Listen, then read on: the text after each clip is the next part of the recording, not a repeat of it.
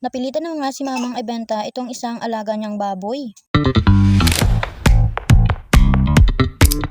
For today's mini vlog nga guys, kukunin na ngayong hapon yung alaga ni mamang, isang baboy. Bali 5 magkakapatid nga ito, pero isa lang muna yung ibebenta ni mama, gawa ng no choice na siya, wala na siyang budget pambili pa ng feeds para nga sa iba pang mga alaga niya. Sa magkakapatid kasi, ito lang yung malaki-laki, kaya naman ito lang yung ibebenta niya muna para nga may pambili ng feeds. Hindi pa naman kasi pwedeng maibenta yung mga kapatid nito, gawa ng maliliit pa at natitipid nga sa feeds kapag walang-wala talaga, kaunti lang yung ipapakain. Every time nga na naririnig nitong anak ko yung boses ng baboy, aba, tuwang-tuwa siya. Nandito nga lang kami nakapwesto sa may tabi sa medyo malayo para hindi nga kami makasagabal sa pagkuha nga nila ng baboy. Dito na nga nila pinadaan sa may likuran yung baboy, gawa ng para mas buwelo yung pagpapalabas nga rito. Ito nga pala ay anak nung inahin na baboy ni mama, kaya hindi niya na binili, pero kung kukwentahin nga talagang luging-lugi. Syempre mula pagkawalay ang ginagamit nga ditong feeds, isang sakong starter, tapos 2 sakong grower at isang sakong finisher. Uno feeds pa naman yung ginagamit ni mama. Mapapaaray mo pakak na lang talaga sa sobrang mahal ng feeds ngayon, sapagkat yung ibang mga feeds na natatry namin na mumurahin talaga namang hindi satisfying or magaan talaga yung baboy. Buti na lang talaga at bumili nga si mama nitong timbangan, kaya naman dito na lang talaga titimbangin itong baboy sa amin. Noon kasing wala pa kaming sariling timbangan, nakikitimbang pa kami sa iba, syempre magbabayad pa at medyo malayo pa yung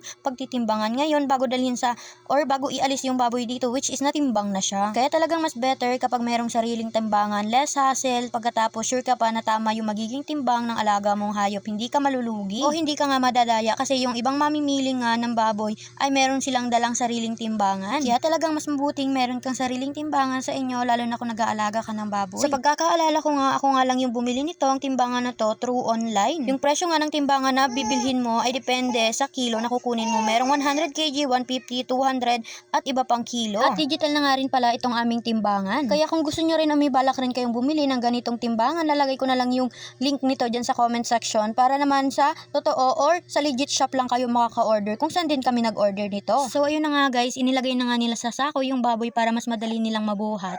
At pumatak din ng 80 kilos yung baboy ni mama, at sabi nga nitong buyer, walang bracket, 120 yung kuha niya and 1 week to pay. Pero sabi ni mama, all goods na yun, kesa naman sa 110 tapos babayaran ka rin kaagad. Doon na siya sa 120, makakapag-antay pa din naman daw siya. Pagkatapos bibigyan niya nga rin daw si mama ng 1 kilong laman para nga may pang-ulam. So yun nga, based sa aming computation, super lugi nga pero wala din naman magagawa. Kaya naman tanggapin na lang yung katotohanan, at sana next month ay tumaas na yung presyo ng baboy para naman sana ay makabawi-bawi kahit papaano dun sa mga baboy na natitira pa. So ayun, inaayos nga nila yung pagkakatali dyan ng baboy para nga siguradong hindi mahuhulog. While kami dito sa labas tumitingin, eto namang kapatid ko pumasok dito sa kanilang bahay, gawa ng natatakot nga siya sa baboy. Kaya tamang silip-silip nga lang siya dyan. So ayun, nang maayos na nga nila yung pagkakatali ng baboy, dinala na nga rin nila. Nagbayad nga lang din ng magbubuhat nitong baboy yung buyer. So ayun, hoping talaga ako na sana next month tumaas na nga yung presyo ng baboy. Kahit nga umabot ng 160 pesos ay okay na yun.